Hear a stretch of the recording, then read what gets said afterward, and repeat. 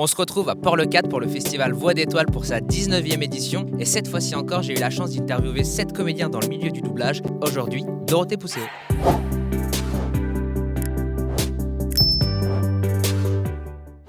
Bonjour Dorothée Pousseau. Bonjour. Merci d'accepter cette interview. Merci à toi de me recevoir.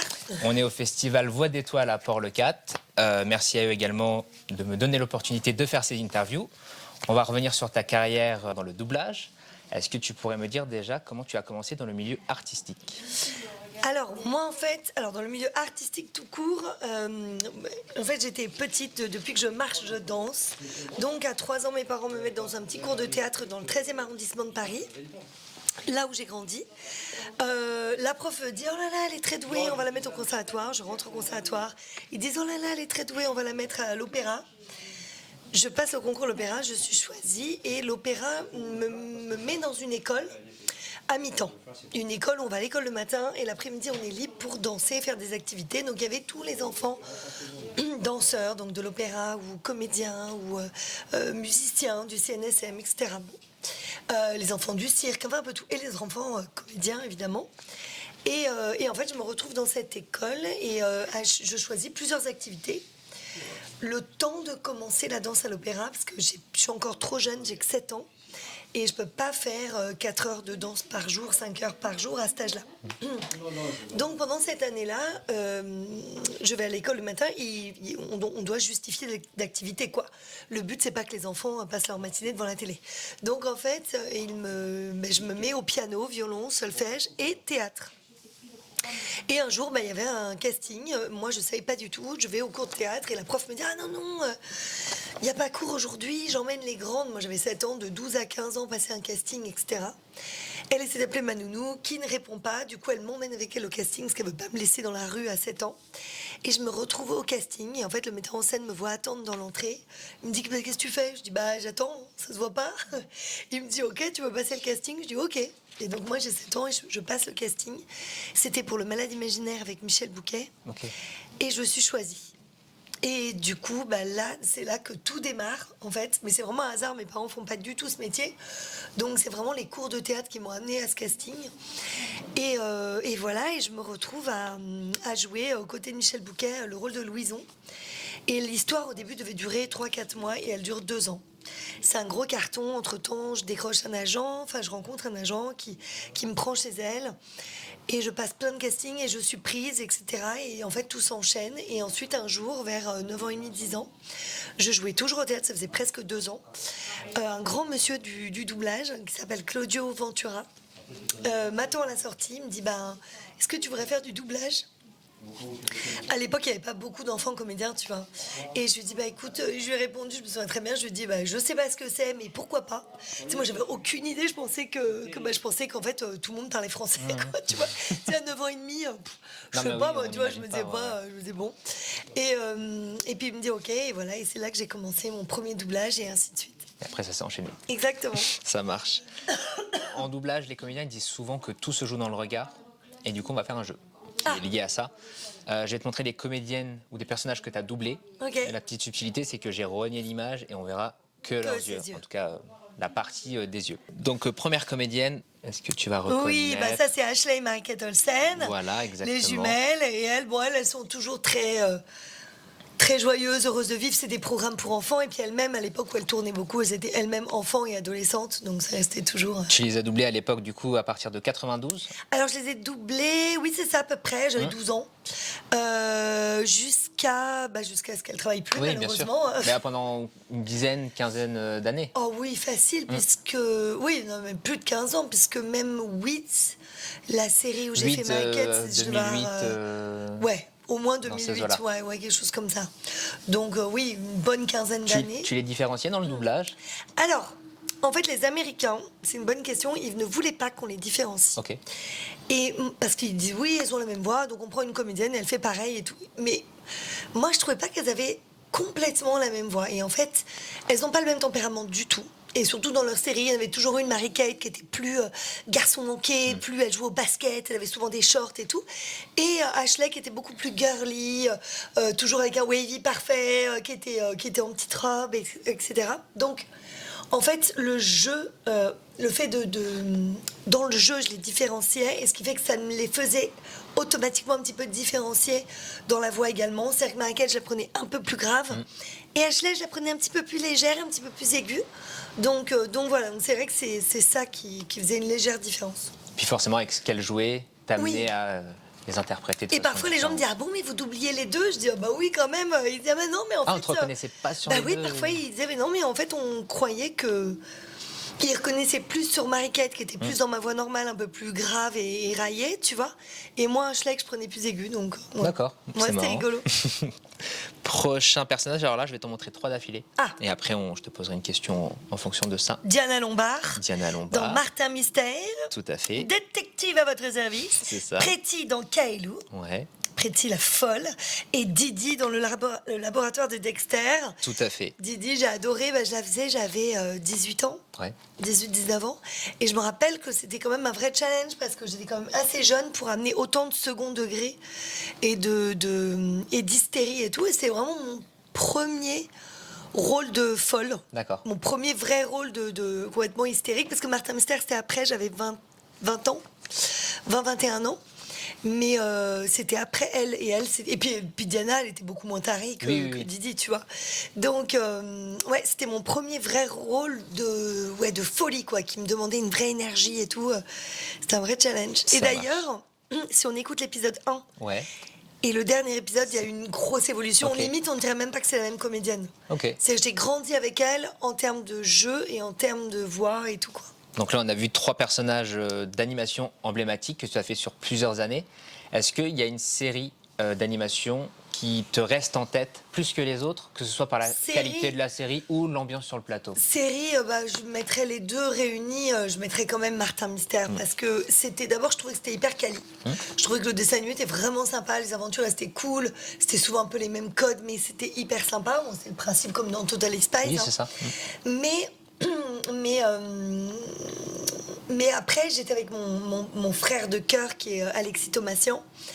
Et du coup, on s'est éclatés. Enfin, on était tous les deux. On a une vraie complicité. On était à l'école ensemble depuis la 6e. Et on se marrait. On était hyper proches. On avait tous les deux 1 an d'avance à l'école. Donc, on était les 2 petits derniers de la classe. On était hyper copains. Et c'est vrai que... du coup, de faire cette série avec tout ce qui s'y passait, les aventures et tout. Puis moi, j'avais 20 ans, j'étais encore comme très jeune, donc 21 ans peut-être.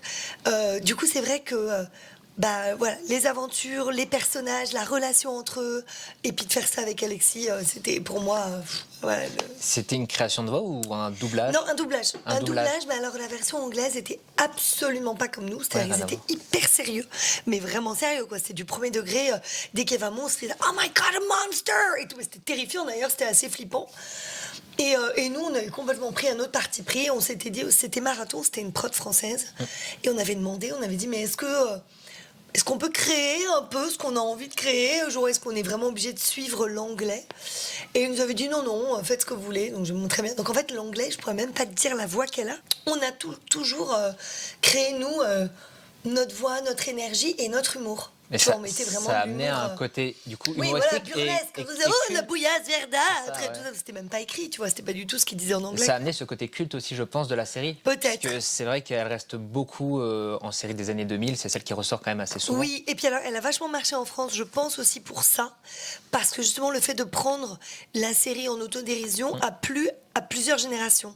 Et en fait, ils se sont rendus compte au début, ils l'avaient créé pour les 7-14. Et en fait, finalement, c'était les 12-25 qui regardaient. Mais c'était dingue. Et du coup, alors qu'en Angleterre, ça n'a pas du tout marché comme ça. Parce qu'en fait, ils se sont adressés à un public plus jeune. Comme ils n'ont pas mis d'autodérision, de vannes, les plus âgés, ils s'en foutaient à 25 ans, ils ne regardaient pas ça. Et les petits, ils ne regardaient pas parce qu'ils avaient peur. Parce qu'à 7 ans, comme c'était hyper premier degré, ils étaient complètement terrifiés, quoi. Donc voilà. Oui, la cible était plus bien mise en France, quoi. Oui, voilà. Ça marche. Donc ça n'a pas été la cible attendue, ça a été beaucoup plus âgé que prévu, mais finalement, ça a touché quand même beaucoup de gens. Donc, ouais. Ça marche. Prochain personnage... Anxiété, voilà, je la reconnais surtout à sa couleur et ses grands yeux exorbités. C'est ça. Anxiété dans Vice Versa 2, ouais, ça c'était une grande joie de rejoindre le casting du 2, quoi. Je m'y attendais pas du tout quand j'ai passé l'essai. En plus, ils ont vu beaucoup de gens sur les essais Et voilà, et donc je sais que franchement, je pensais pas les avoir. Et alors, ce qui est chouette, c'est que tu as fait de la promo avec Oui. les Star Talent du film. Ouais, exactement. Donc ça devait J'ai être trouvé sympa, ça vachement. Ouais, c'était super sympa. Je connaissais déjà bien Mélanie Laurent Oui. depuis toute petite. On est amis d'enfance. Son père fait du doublage, notamment. Ouais, elle aussi, elle en faisait beaucoup. Oui, À l'époque, ouais, on avait fait ouais. Virgin Suicide ensemble. Mais c'est vrai que. J'ai été étonnée. Après, je pense que Disney, ils se sont dit, voilà, moi je suis pas connue, mais ils se sont dit, en même temps, c'est le rôle principal du 2. Enfin, clairement, elle y est plus que. Enfin, elle y est juste après Joie. C'est moi qui avais le C'est plus ça. de textes. Donc je pense qu'ils se sont dit, ce serait bizarre de ne pas la présenter. Je pense qu'ils n'ont pas été inspirés par une star talent en particulier. C'est un effet de groupe en sur le plus, rôle, ils vice-versa, n'ont pas trouvé ce qu'ils voulaient, je pense. Et donc, voilà, je sais qu'ils ont organisé un gros casting chez les pas connus, comme nous. Je vais te montrer une autre comédienne Ouais. que tu as une autre comédienne, tu vas essayer de retrouver. Ça, c'est moi. Voilà. Donc on va poser quelques questions sur toi. Dans la vie de tous les jours, tu consommes plus de la VO ou de la VF? Alors, très curieusement, en fait, j'ai regardé beaucoup de VF, petite et tout, voilà. J'ai la chance aujourd'hui de parler couramment anglais. Enfin, je le parlais déjà petite, mais bon, il n'y avait pas forcément de choix. Je parle couramment anglais et j'ai surtout mes filles qui sont totalement bilingues, qui elles parlent complètement l'anglais comme le français, quoi, même pas d'accent ni rien. Donc c'est vrai que tout ce qui est film live, j'ai tendance à regarder en VO, mais pour la simple et bonne raison que je regarde anglais, sur le film live anglais, je vais regarder en VO parce que je comprends la langue. Bah oui. Donc ça me gêne pas, et parce que j'ai l'impression d'être au boulot, parce que si je le regarde en français déjà, j'en ai certains que j'ai doublés, donc j'ai pas envie de m'entendre, j'aime pas trop. Ensuite, j'entends toujours des copains que j'adore, mais du coup j'ai l'impression de voir mes potes et pas être concentrée dans le film parce que j'entends mes copains, tu vois. Et puis après, en tant que directrice artistique, je vais parfois avoir du recul, me dire ah tiens, ça c'est un peu court, tiens lui il est bien, mais j'aurais pas mis sur ce rôle, tiens. Donc tu vois, ça va pas être plaisant parce que du coup je vais pas rentrer dans le film, je vais être dans un esprit de travail. Donc en règle générale, je regarde pas trop. Après, dès qu'il y a je supporte pas les sous-titres. Je regarde jamais sous-titré. Donc, du coup, ce n'est valable que pour les films live anglais. Dès que c'est un film live ou une série live, mais espagnole, coréenne, ce que tu veux, un Squid Game, ce que tu veux, je vais toujours regarder la VF. Je ne supporte pas les sous-titres. Je trouve que pour moi, c'est gâcher une œuvre. Ouais, moi plus que. Et voilà, donc en fait, si je regarde la VO, c'est parce que juste je la comprends quand c'est de l'anglais. Mais sinon, jamais je regarde de VO. Tu vois, c'est insupportable. En fait, tu loupes tout. Et ensuite, je regarde tous les dessins animés. Par contre, toujours, même s'ils sont anglais, je les regarde toujours en français. Ça marche. Parce que pour le coup, je trouve qu'on est beaucoup plus habitué à l'exercice du doublage. C'est les Français qui ont inventé le doublage, quand même, il faut être un peu chauvin. Et du coup, c'est vrai que je vais plutôt. Je trouve qu'on est meilleur en fait. Ouais, je trouve aussi. Pour la raison que je te donnais de moi d'ailleurs sur ma création de voix de Lucky Luke, c'est qu'en anglais, ils font les voix avant. Et ils s'en foutent, ils refont pas de pick-up. Oui. Donc par exemple, si tu regardes Les Mondes de Ralph en anglais, il y a des moments où à la fin elle court, c'est la bagarre, et tout dans le 2, elle hurle, et tout, machin, tu vois, moi je hurle, genre jusqu'à en perdre ma voix. Et elle en anglais, c'est à peine porté, quoi. Ça rentre pas du tout dans l'image, c'est hyper bizarre. Et évidemment, à sa décharge, elle savait pas que ça allait y avoir autant de bazar autour et qu'elle serait dans un tel état. Parce que tu peux pas le deviner, quoi, tu vois. Mais du coup, moi je serais le réal, je dirais, attendez, on fait des pick-up. On reconvoque les comédiens et maintenant vous refaites quelques phrases en fonction de l'image. Bon, ils le font pas. Et du coup, tu vois, je trouve que leurs dessins animés anglais sont toujours inférieurs aux nôtres. Mais vraiment, sans prétention, sans chauvisme, sans rien. Vraiment, je trouve. Ok. T'as déjà rencontré des comédiennes que tu doubles? Alors, c'est une bonne question. Écoute, j'en ai rencontré que 2. Une qui était dans Amour, Gloire et Beauté, mais qui a fait qu'un passage éclair en plus, bon, et que je double même plus parce que j'ai l'impression qu'elle tourne plus vraiment. Et Leslie Chabert. Leslie Chabert, elle était dans La Vie à 5 avec Neve Campbell il y a très longtemps, parce que moi-même j'avais 14 ans quand je la doublais. Et elle a fait pas mal de films et séries et je continue de la doubler. Et on se parle sur les réseaux sociaux. On est toujours restés en contact à l'époque. On habitait chez nos parents, l'une et l'autre. On s'était rencontrés à Los Angeles. Et on avait changé nos numéros de téléphone et on s'appelait pour dire 2 fois par an, bon anniversaire, bonne année, super mignon. Et on est toujours restés en contact et maintenant avec les réseaux sociaux on s'est retrouvés parce qu'après évidemment quand on est parti de chez nos parents, du coup on n'avait plus les numéros l'une de l'autre, donc on n'a plus jamais parlé. Donc on est resté peut-être 15-20 ans sans se parler. Et ensuite, eh ben, on s'est retrouvés sur les réseaux sociaux et puis là, on se reparle régulièrement. Et j'étais à Los Angeles au printemps dernier pour le boulot et en fait, j'ai failli la voir. Mais au moment où ça aurait pu se faire, elle partait en tournage au Canada. Bon, voilà, on s'est croisés. Mais bon, voilà, j'y retourne en janvier, je la verrai peut-être, tu vois, au détour d'un verre ou d'un dîner. C'est de garder on est toujours resté en contact. Elle est super mignonne, hyper simple. Et elle était encore plus excitée que moi de la rencontrer, quoi. Ok. C'était incroyable. Moi, j'étais hyper contente. Quand je l'ai vue la première fois, j'étais hyper excitée et tout, tu vois. Et elle était tout aussi. Elle était mais c'est génial, mais c'est trop drôle. Mais du coup, j'ai écouté, ça me fait trop bizarre de m'entendre en français, mais c'est super. J'avais trop peur qu'elle me dise, mais c'est nul, tu vois. Mais elle me disait, non, c'est super. Enfin, bon, bref. C'est pas moi qui devais te poser Non, c'était pas moi qui devais poser la question là, c'était quelqu'un que tu connais. C'est pas grave, ça c'était la première, donc voici la deuxième. Est-ce qu'il t'arrive de regarder ce que tu doubles? T'as pas reconnu? C'est Donald? Ouais. C'est Donald, non mais je le voyais pas. Oui, non. Eh ben non, je regarde pas ce que je double. C'est très rare. Alors si je le regarde, c'est juste parce que c'est une avant-première. Ok. Où je suis conviée, tu vois, Vice Versa 2, j'étais à l'avant-première, je l'ai présenté avec l'équipe, et puis après on est venus tous s'asseoir dans la salle, et on a tous regardé le film. Donc, mais c'est vrai que je le regarde pas, mais en fait, alors ça m'est déjà arrivé si c'est quelque chose où j'ai un tout petit rôle, et du coup j'ai très très très envie de voir le film, donc je le regarde parce que moi de toute façon j'ai doublé 2 scènes, c'est pas ça qui va, tu vois, bon. C'est pas forcément que je sois très très ennuyée de m'entendre ou quoi, ok, c'est juste que il y a plusieurs raisons. Soit je vais me dire, cette scène, j'aurais pu la faire mieux, je vais regretter, je vais me dire, j'aurais pas dû faire cette phrase comme ça. Bon. Soit je vais me dire, soit j'ai tellement vu le film, j'ai tellement bossé dessus, tu vois, les mondes de Ralph, je suis tellement dans toutes les scènes quasiment que. Tu vois, j'avais pas forcément, je suis venue à l'avant-première, donc je l'ai vu à l'avant-première, mais depuis, je l'ai jamais revu. Et si je l'ai revu, justement, je l'ai vu une fois dans ma vie avec mes filles. Je leur ai montré une fois et je l'ai vu avec elles, mais bon, en faisant à manger, tu vois, bon, voilà, et c'est tout. Et une fois en 15 ans, je crois, il a 15 ans le film maintenant. Ouais, 12. 12 ans. Tu vois, bon, voilà. Sinon, non, je regarde pas juste parce que effectivement, je le connais trop par cœur et je n'ai pas beaucoup de temps. Et du coup, quand j'ai 2 heures devant moi, j'ai envie de découvrir un film que je connais pas plutôt que de venir m'écouter pour mon plaisir. Tu vois, ça marche. Je prends pas de plaisir à m'entendre. Oui, genre, d'accord. Je suis bien. Non, ou même un regard critique, tu vois. Ouais, non, mais je vais avoir un regard trop critique justement. Donc, qui va t'enlever de l'œuvre. Du coup, du plaisir. Alors, prochaine question de quelqu'un que tu connais à nouveau. Le dernier film que t'as vu en VF et où tu t'es dit, waouh, franchement, bon boulot. Dis un film que j'ai doublé, s'il te plaît.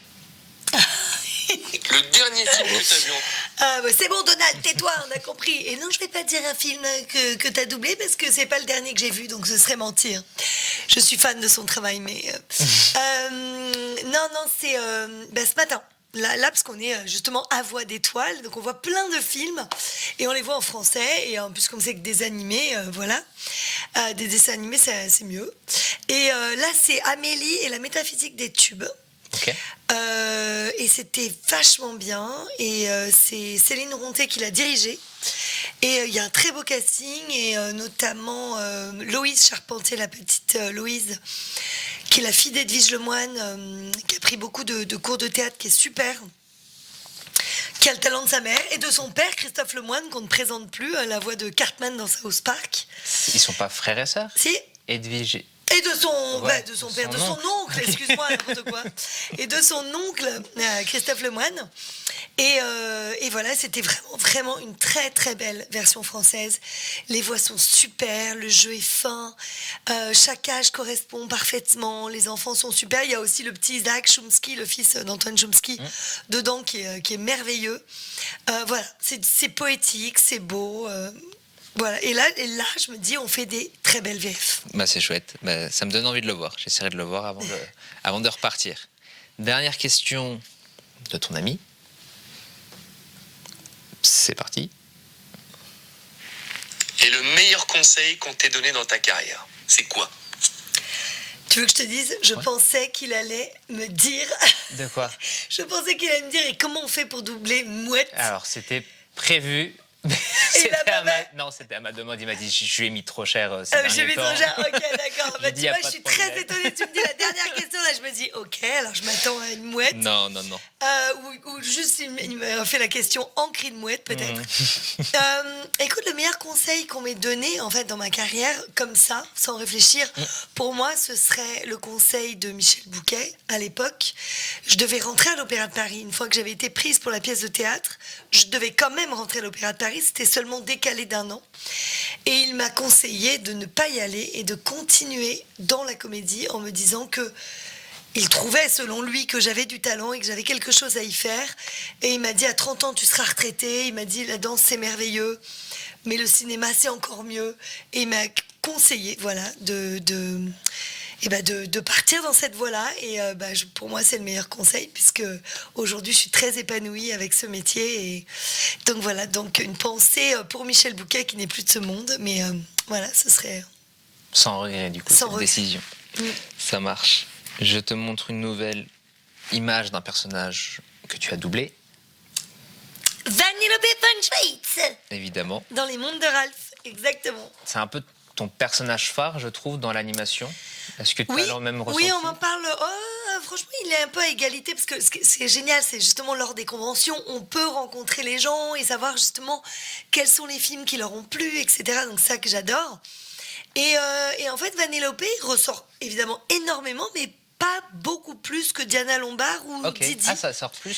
Pas plus, mais à peu près pareil. Honnêtement, à peu près pareil. Ok. Et c'est vrai que ça ressort beaucoup. C'est plus récent. J'ai beaucoup eu anxiété depuis la sortie du film l'année dernière. Ouais, parce que je pense que beaucoup de gens se retrouvent en anxiété, justement. Mais oui, Vanellope, en tout cas, moi, c'est mon préféré. Ok. C'est Moi, ta c'est mon préférée préféré. doublée ou le Celui personnage? que j'ai, mon personnage préféré que j'ai doublé, quoi. Oui, bien sûr. Parce qu'en fait, je trouve que, d'abord, j'ai adoré cette amitié entre cette petite fille qui s'est construite toute seule, qui n'a pas de famille, et ce gros costaud que tout le monde pense un peu crétin, un peu bas de plafond, qui est là pour taper bêtement, alors qu'il est bien plus que ça. Et en fait, cette amitié, parce que dans les Disney, c'est tout le temps une histoire d'amour entre un prince, une princesse, ou pas un prince et pas une princesse. C'est toujours une histoire d'amour. Ils se rencontrent, ils tombent amoureux. Voilà, de différentes manières, mais c'est quand même toujours un peu le schéma. Et là, une histoire d'amitié, un peu comme Rox et Rookie, en fait. Voilà, ou Toy Story. Une histoire d'amitié, justement, je trouvais ça hyper original. Entre un garçon et une fille. Bon, évidemment, il y a une telle différence d'âge qu'il n'est pas question d'autre chose, mais je veux dire, c'est hyper touchant. Et je trouve que, voilà, et justement, ça montre en plus qu'on peut devenir amis avec une vraie différence d'âge.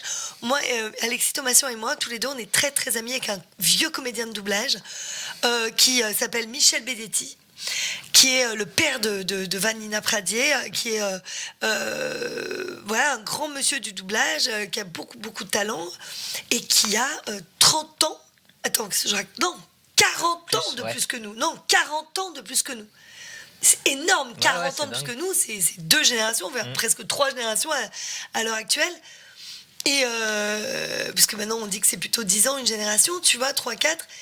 Mais voilà, et c'est quelqu'un qui est vraiment un ami proche, qu'on aime énormément depuis que nous, on a 18-19 ans. Et il nous arrive de partir en vacances avec lui, alors que le mec a 40 ans plus que nous, tu vois. Et c'est un vrai pote, quoi. Donc je trouve, moi-même, j'ai 15 ans de plus que Lila Lacombe, et c'est une de mes meilleures amies. Donc je trouve qu'il n'y a pas d'âge pour être amis, et je trouve ça génial, et c'est ce que raconte ce dessin animé. Et moi, ça m'a beaucoup touchée, et j'ai adoré en plus ce personnage. J'ai trouvé très attachante, comme j'aime à dire, et donc je me suis éclatée à la doubler. Et en plus, j'avais une chanson dans le 2. Oui, c'est vrai. Moi qui chante pas, j'étais trop contente, c'était vraiment l'apothéose, tu vois, parce que moi j'ai jamais les rôles de princesse. Donc voilà, donc c'était génial. Bah si, t'avais fait Charlotte. Oui, mais enfin, c'est quand même une princesse un petit peu différente des autres qu'on a l'habitude de voir. Je suis d'accord. Je fais pas vraiment très princesse, quoi. Et du coup, dans les mondes de Ralph, alors en plus tu parlais d'amitié, mais tu partages la scène avec François-Xavier de Maison sur le film. Que je connais dans la vie en plus et que j'aime beaucoup, qui est aussi, alors je peux pas dire que c'est un ami, D'accord, quand même. oui, mais tu le connais. Je peux pas dire, voilà, mais c'est quelqu'un que j'apprécie énormément, déjà de par son talent. J'étais hyper heureuse de me retrouver sur le film avec lui, et on se connaît, je crois qu'on s'apprécie mutuellement, humainement et artistiquement, et donc c'est super. Voilà, enfin, on était très contents d'être C'est sur chouette. le film ensemble. Ouais. C'est chouette. Je te montre un dernier personnage, ou acteur, ou actrice, enfin actrice plutôt. Ah bah là, tu vois, j'ai un Ça doute. te parle pas? Bah, ça me parle, mais j'ai un doute.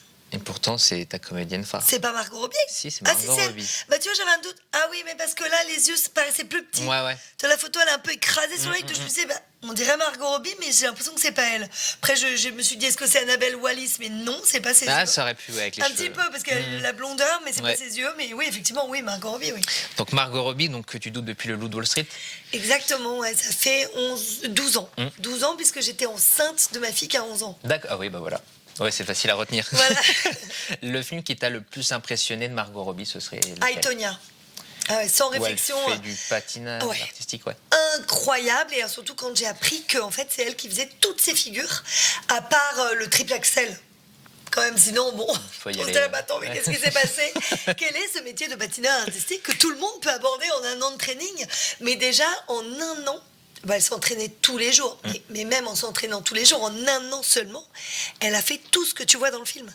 C'est-à-dire que tous les, tout, quand elle patine, qu'elle se retourne, même les sauts, les petits sauts et tout, c'est complètement dingue.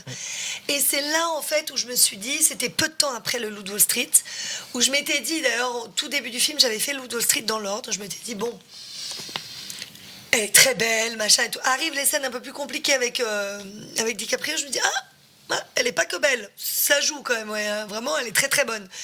Et ensuite, je me suis dit, tiens, si ça joue comme ça, et avec le physique qu'elle a, on va la revoir. Et effectivement, c'est un film qu'elle a fait peu de temps après, et donc je l'ai trouvée hyper poignante. Elle fait toutes les voix off du film, ce qui est hyper dur, plus tout son rôle qui est hyper costaud, quoi. Il est vraiment, vraiment hard, et plus toutes ses figures. Et là, je me suis dit, ok, on a affaire à un génie. Et c'est vraiment là que je me suis dit, bon, elle est exceptionnelle. C'est une très très grande artiste, et je me suis dit, bon, bah, j'espère que je continuerai à la doubler, quoi. Mais j'étais sûre qu'on la reverrait. Là, c'était vraiment évident. Ce qui est le cas pour Il y a l'instant, plus de tu la doute. doubles toujours. Oui, exactement. Il y a, le film dans lequel tu as préféré la doubler, s'il est différent de celui qui est. Ouais, c'est différent. Parce que moi, je suis pas très voix off. J'aime pas trop les voix off.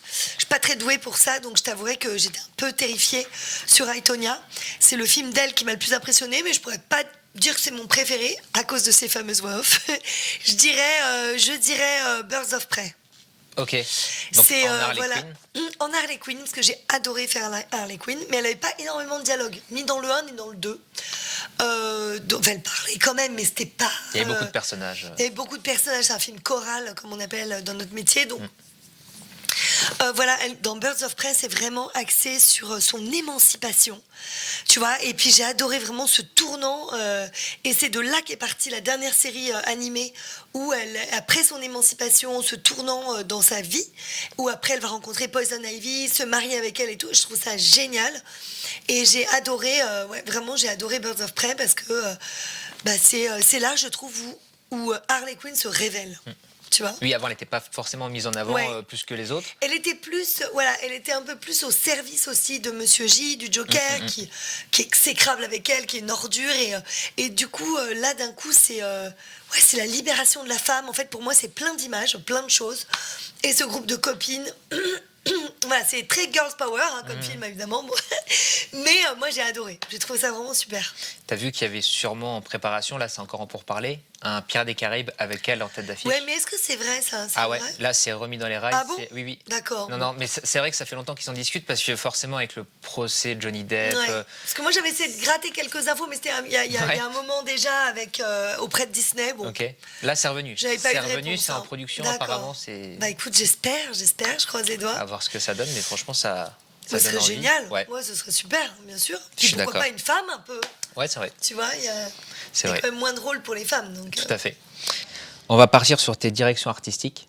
J'en ai gardé 3 auxquelles je voulais parler avec toi. La première, ce serait Young Sheldon, Ah, donc, j'adore. que tu as dirigé et que ça s'est fini il n'y a pas longtemps. Et il ça me s'est semble. fini il n'y a pas longtemps, et maintenant je dirige la suite, un Ils ont peu fait le une- spin-off. Ok, Alors, Young Sheldon, c'était, pour resituer, pour ceux qui ne connaissent pas, c'était le préquel de Big Bang Theory. tout à fait. Et maintenant, je dirige Georgie and Mandy First Marriage. Et ça, c'est le grand frère. Spin-off. C'est le grand frère de... C'est le spin-off du préquel. Ok, ouais. Faut suivre. Ouais. C'est le spin-off du préquel. Et, voilà. Et c'est le spin-off donc, de Young Sheldon. Et c'est sur le grand frère Georgie et sa femme Mandy et tout. Mais les personnages de Young Sheldon, à part le père, évidemment. Mais voilà, je dis rien, parce que je spoil pas fini. Ouais. Bon, bref. Ils reviennent beaucoup. D'accord, voilà. Ok. Et du coup, alors, je sais que dans la série, il y a eu beaucoup de changements de voix, notamment sur le personnage principal. Je sais plus si les autres enfants, parce que comme ils grandissent... Mais c'est ça. Alors, pour l'anecdote, j'engage un comédien extraordinaire qui a 10 ans. Okay. Le comédien à l'image a 9 ans. 1 an de plus, jusque-là, ça va. Et une petite Lior Shabbat, extraordinaire comédienne que j'ai découverte sur les réseaux sociaux. Carrément, elle avait fait le Jamel Comedy Club et j'ai vu une vidéo d'elle. Voilà. Donc, exceptionnelle. Donc, je me retrouve avec 2 gamins, donc gros casting enfant, 2 gamins merveilleux. Maël Aridan, donc le petit qui a 10 ans, et elle. Ils font une saison, ils font 2 saisons, et à 11 ans et demi, quelque chose comme ça, mais même pas 12 ans, ça mue. Le gamin mue. Ah. Je dis, c'est pas possible. Je dis, mais tu peux pas muer à 11 ans. Non, mais c'est quoi ce truc? Non, mais je dis, c'est une horreur, quoi. Et en fait, je dis, mais en fait, si, ça arrive. C'est hyper rare, hein. C'est comme si une petite fille a ses règles à 9 ans, ou j'en sais rien. Enfin, tu vois, bon, voilà, la puberté est arrivée très, très tôt. L'horreur, et donc le gamin mue à 11 ans. À 11 ans. Et là, je me dis, mais... Et surtout, en plus, il était exceptionnel sur le rôle. Et je me dis, mince, mais comment je vais faire? Parce que ce qui est drôle, c'est d'avoir un petit gamin. C'est d'avoir un petit gamin avec une toute petite voix qui dit des choses improbables, quoi, des choses extrêmement compliquées. Donc, s'il a une voix grave, c'est plus drôle, ça n'a plus de sens. Et puis, en anglais, il l'a pas. Donc, voilà, reparti pour refaire un casting. Et là, je trouve un deuxième gamin qui est super. Tu vois pas que le gamin, je le prends donc à 11 et il a 11. Parfait. Je me dis, parfait. 12 ans. Arrive 12 ans. Le gamin mue. Non mais attends, mais l'histoire de fou. Et là je me dis, mais c'est pas possible, pareil, mais avant, mais moi de mon époque on muait à 14-15 ans, mais pas à 11 ans ou 12 ans. Je me disais, c'est pas possible. Et puis surtout, le gamin en anglais a 12 ans aussi, mais lui il a pas du tout mué. Et puis alors, pas du tout. Il faut rester mais alors il pareil, a une voix de bébé, on dirait qu'il a une voix de 8 ans. Quoi. Je me dis, oh. Et là je me dis, mais ça va pas, ça marche plus du tout. Ça ne marche plus du tout. Rebelote, recasting. Et là je me dis, bon, j'en ai ras-le-bol, je vais prendre un plus jeune. Donc là, je prends un gamin qui a 1 an de moins carrément. Je prends un gosse qui a 1 an. Donc le gamin, maintenant, il a 12 ans. J'en prends un de 11. Tu vois, tellement j'en peux plus. Et là, il fait 2 saisons, un truc comme ça. Et là, maintenant, c'est l'inverse. C'est le Sheldon américain. Non, mais je te jure, une histoire de fou.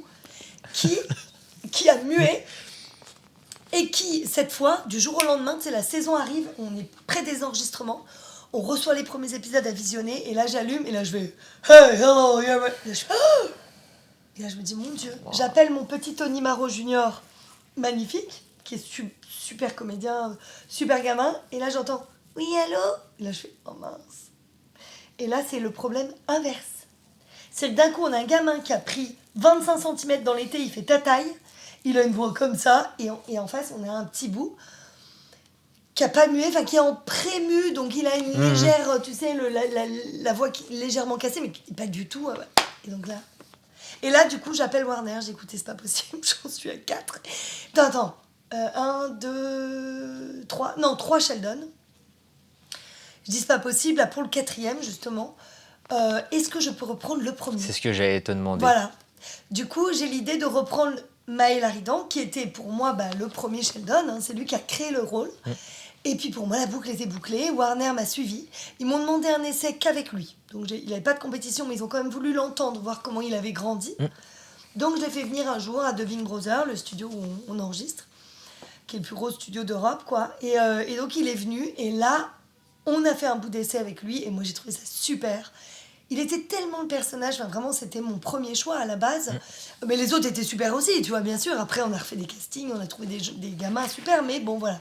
Donc la boucle était bouclée, on a fini. Donc avec ta puce a été acceptée. Voilà, ça a été accepté, il a été validé aussi. Et voilà, bon maintenant il vient pas dans la saison. Donc... Oui, d'accord. Mais au moins, ouais, chouette anecdote en tout cas. Mais s'il revient, ce sera lui. Ok, Voilà. Ça c'est cool. Et alors par contre, la petite Lior Shabbat, merveilleuse, qui elle fait Missy, Ouais. ma sœur, elle a fait toutes les saisons. Et Oui, elle est toujours là dans Jean-G et Mandy. Elle a suivi son rôle puisqu'elles ont le même âge. Ouais. Et que chez les filles, on n'a pas ce problème-là de mue. Tu vois. Deuxième série, c'est une série d'animation que je trouve est trop sous-cotée. C'est F is for Family. Merci. F is for Family. Mais pour moi, c'est une série. C'est un chef-d'œuvre. Ouais, je suis d'accord. Mais vraiment un chef-d'œuvre. Mais c'est pour les adultes. Hein. C'est une série interdite au moins de 18 d'ailleurs, je crois. Ah bon 16 ou 18. Oui. Ah oui, c'est sur Netflix. C'est interdit au moins de 16. Okay. Et je me demande s'ils n'ont pas mis moins de 18. Sûrement pour les États-Unis, peut-être moins de 16 en France. Et en fait, c'est une série. Attends, t'as vu le nombre de grossièretés. Ouais, mais c'est... En fait, ça se marie bien avec l'époque ça se marie avec qui va le dépeindre. C'est dans les années 70, 80. C'est un gros beauf qui vit vraiment dans la campagne américaine. Il perd son job, il boit de la bière devant les matchs de foot. Enfin, c'est le cliché, mais existant. Hein.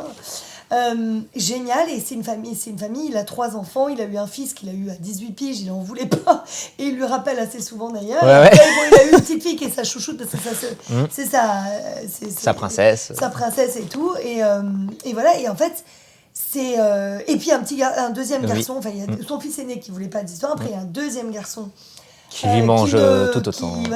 Lui, c'est la victime, il s'est fait victimiser par tout le monde, à l'école, à la maison, partout. En fait, c'est le cadet, quoi. C'est le numéro 2 sur 3 qu'on ne calcule pas. C'est hyper drôle, c'est vraiment traité comme celui du milieu, quoi. Genre comme si c'était celui qui servait à rien, quoi. Pour eux, hein, bien sûr, non pas que je pense ça. Mais c'est très drôle la manière dont il le traite. Et après, la petite dernière, Maureen, elle c'est la petite... Alors, non seulement c'est la petite dernière, en plus c'est la seule fille. Donc elle c'est vraiment... Il ne voit qu'elle. Ouais. Il a qu'un enfant, c'est elle. Les autres, ça ne l'intéresse pas. Et c'est très, très drôle. Et en fait... et la mère, qui est donc mère au foyer, évidemment, à l'époque, c'était obligatoirement comme ça. Et qui fait des réunions Tupperware et tout, mais qui, en fait, est brillante, qui a plein d'idées et qui invente plein de choses, etc. Et c'est un chef-d'œuvre, mais vraiment... très compliqué à diriger parce qu'il y avait beaucoup de textes, beaucoup de personnages, énormément de rôles. Et je me suis vraiment entourée de très belles personnes et j'ai eu l'envie de proposer à Arnaud Ducré de faire le rôle du père. Et je trouvais qu'il allait amener ce côté de... Non pas qu'il soit beauf dans la vie, parce qu'il n'est absolument mais ça marche pas, très il bien, n'est pas du tout beauf dans la vie, mais il sait très bien faire le beauf. Et quand je l'ai vu, je dis, écoute Arnaud, alors c'est un ami de longue date, je l'ai appelé, je dis, écoute... lui, il adore le doublage, en plus, il adore ça, le doublage et tout. Je dis, écoute, je sais que t'adores. Là c'est un projet complètement barré et c'est le rôle principal, c'est le père, il est fou. Et surtout, c'est vraiment un beauf. Et je sais que tu vas être exceptionnel dedans et tout. Et il m'a fait confiance, il m'a dit, ouais, franchement, j'adore. Il aime tellement le doublage qu'il était content de venir. Effectivement, il a donc fait le rôle sur 2 saisons. Oui. Et malheureusement, après, au bout de 2 saisons, il avait beaucoup trop de tournages. Enfin, il était déjà connu dès la saison, quand il doublait la saison 1. Mais alors là, c'était l'explosion. En plus, il s'est mis aussi à la réal, tout ça. Bon, bref. Impossible. Il m'a dit, mais en fait, et nous, quand on reçoit une saison, on peut décaler l'enregistrement de quelques jours. Mais de quelques jours seulement. On ne peut pas décaler l'enregistrement de 3 mois. Tu vois, Bien sûr. Après, c'est en diffusion à la télé. On a des impératifs de date, des due dates, comme on appelle ça dans notre jargon. Et du coup, il n'était pas là. Le mec, il n'était pas là pendant 2 mois, parce qu'il tournait 2 mois en Tunisie ou n'importe où. Donc je disais, voilà. Donc on a été contraints et forcés, la mort dans l'âme, lui le premier, de le remplacer. Et on s'est fait plaisir. Hein. J'ai appelé Emmanuel Curtil, qui est un ami aussi que je trouve, pour moi, un des plus grands comédiens, mais pas que de doublage, un très très grand comédien de scène, que j'ai découvert d'ailleurs au théâtre à la base. Et voilà, et en fait, je l'ai appelé, je dis, écoute, j'ai envie que ce soit vraiment de quelqu'un... parce que ce qu'avait fait Arnaud était tellement exceptionnel, je trouve que je ne voyais pas qui pouvait reprendre le flambeau, quoi. Et je lui ai dit, écoute, il n'y a que toi qui peut faire ça. J'ai réussi à le vendre à mes clients, en leur disant, écoutez, faites-moi confiance, je veux pas... Donc, j'ai même pas fait d'essai. Il n'y a pas eu de casting et tout, ils m'ont fait confiance. Et effectivement, et Curtil est super aussi. Mais après, j'avoue... que c'est toujours quand on commence un rôle avec quelqu'un, c'est toujours pareil, il y a son petit coup de cœur initial, voilà. Et mais c'était vraiment... Mais la série là, donc tu as dit Arnaud Ducré, Emmanuel Curtil, Garigeot sur le petit, enfin sur le grand, sur l'aîné. Parce qu'en fait, c'est incroyable. Il a une super maturité, puis en plus c'était il y a 10 ans. 10 ans, ouais. Même plus, 10 une ans. bonne dizaine d'années, donc déjà, Garigeot avait 10 ans de moins. Il n'était pas non plus si vieux, et puis il a toujours il a cette candeur, en fait, en lui. même en homme de 40 ans, il a gardé cette candeur, cette naïveté, mais qu'a aussi Alexis, Thomasian ou Donald. Où moi, je pense, on a beau être des quadras, on est assez innocent, voilà, on a gardé cette part d'enfance en nous. Et du coup, je le voyais vraiment faire ça. Et puis après, il y a aussi un truc, on va pas se mentir, une histoire de budget. C'est que sur des séries comme ça, il y a 60 rôles. Il y a une 60aine de personnages, donc 40 vrais personnages, quoi, entre tous les voisins, etc. Et Manu, Garrido, comme Curtil d'ailleurs, sait très très bien changer sa voix. Donc en fait, financièrement, comme on ne peut pas prendre 60 comédiens, on peut en prendre par exemple 25, il faut qu'ils soient tous capables de faire 2 ou 3 rôles. Donc voilà, donc Manu c'était stratégique parce que je savais qu'il allait apporter cette candeur, cette naïveté de ce fils aîné un peu benet, etc. Mais qu'il allait être capable de me faire un mec qui pose, qui est comme ça, enfin, tu vois, voilà. Donc il y avait ça aussi, hein, c'est aussi une des raisons. Les fistelles de notre métier. Et puis il y avait Casey Chase, que j'ai eu juste avant. Reçu juste avant moi. Et pareil, mais qui fait c'est parfait, hein, c'est la victime. Ouais. Parce que lui, il n'a pas mué. Donc je voulais pas quelqu'un qui mue. Je ne pouvais pas. Alors là, je n'avais pas le droit de m'embarquer avec des enfants. Pour 2 raisons. Premièrement, c'est trop cru. Il y a trop de vulgarité. Donc l'ADAS, l'association, l'organisme qui protège l'enfance en France, n'aurait pas accepté des dialogues comme ça, je pense, parce que c'est vraiment beaucoup trop trash. Et ensuite, pour des raisons qui font qu'on était obligé d'enregistrer en semaine et les enfants sont à l'école. Bah oui. Donc quand on fait un Disney, soit on le fait pendant les vacances scolaires, soit on le fait les mercredis, samedis. Mais là, moi, j'avais pas le temps d'un Disney, j'étais obligée de bosser les lundis, mardis, et voilà. Donc ces 2 raisons font qu'on n'a absolument pas le temps de prendre un enfant, ni l'autorisation de toute façon. Et ensuite, la petite dernière, c'est Marine Berthuot, qui est exceptionnelle, sublime comédienne, qui tourne beaucoup et qui double aussi, qui est dans Les Sisters, la série que je dirige avec Kelly Marot et Anaïs Delva, qui fait Loulou, la meilleure copine, et qui fait Mel, la meilleure copine, et Samy, la meilleure copine de la grande, et Loulou, la meilleure copine de la petite. Donc elle est dans les 2 clans, et elle est géniale, elle change super bien sa voix, c'est une merveilleuse comédienne, et voilà. Et elle était super sur la petite Maureen. Mais en tout cas, cette série... Alors, c'est dommage parce qu'il y a eu 5 saisons. Et la maman, Déborah Perret. Déborah Perret, non mais ça, il faut rendre hommage parce qu'elle est grandiose. Exceptionnelle. Moi, je suis déjà extrêmement fan de Déborah Perret. C'est-à-dire que dès que je peux mettre Déborah Perret, je mets Déborah Perret. Parce que pour moi, c'est vraiment la comédienne de sa génération avec Véronique Augereau, tu vois, en gros, qui peuvent tout jouer. Elles peuvent tout jouer, je trouve. C'est vraiment... c'est-à-dire que ce soit de la comédie, ce qui est très dur, la comédie, c'est ce qui est le plus dur à jouer, des rôles comiques, des rôles hystériques, des rôles très introvertis, des rôles mais elles peuvent tout faire, elles peuvent tout faire. Et là, sur la mère, qui est complètement l'opposé d'elle, c'est que Déborah, si tu la connais dans la vie, c'est une fille qui est hyper rentre-dedans, hyper dynamique, elle porte la culotte, tu vois, elle est vraiment, elle est pas du tout, tu vois, elle se laisse pas faire, c'est pas une rentre-dedans, etc., tu vois, elle est pas vulgaire ni rien, mais elle est... tu vois, elle y va, quoi. C'est une femme de front, quoi. Et là, d'un coup, la mère complètement effacée, qui dit oui à tout, tu vois, qui est inexistante, presque incolore et tout. C'était génial à faire. Et elle le fait magnifiquement. Elle est hallucinante, quoi. Ouais, non, franchement, et c'est dommage, ça s'est arrêté. Je crois par manque d'audience aux États-Unis, mais je crois, il y a eu 5 saisons parce que ça promettait d'autres saisons. Mais j'étais sûre qu'ils allaient en faire au moins 10. Et alors, c'est les créateurs de South Park. Ah d'accord. Eh oui. Bah non, ça je savais pas. C'est les créateurs de South Park, d'où on reconnaît la patte, la folie. L'humour en tout cas, c'est vraiment voilà, parfait. Tu vois, c'est vraiment extraordinaire.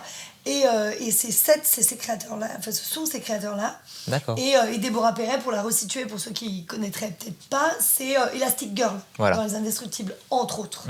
Et la voix de... Galadriel dans Le Seigneur des Anneaux. Galadriel, je cherchais dans Le Seigneur des Anneaux. Ouais, bah sacrée série en tout cas, sacrée série. Ça me fait plaisir que ça t'ait plu, tu vois. Ah bah avec ma femme, on a tout mangé. Trop plaisir, mais parce que vraiment, genre moi, j'étais complètement fan et...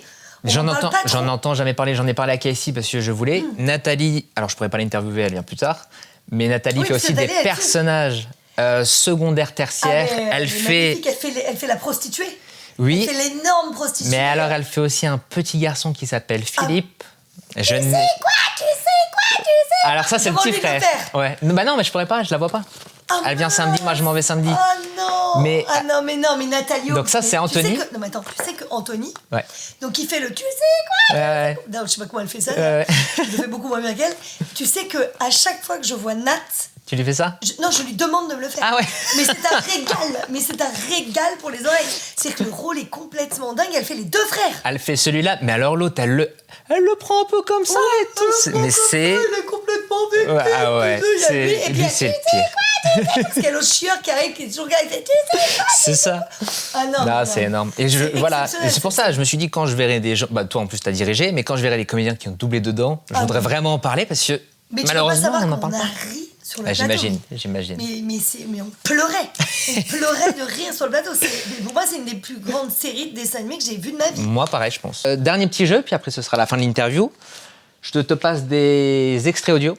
Tu vas essayer de retrouver quel personnage que tu as interprété. Ah, que moi, j'ai doublé. Ouais. Oula, j'ai une mémoire Ça va être assez simple. J'ai été pris, pas des difficiles. J'ai fait simple.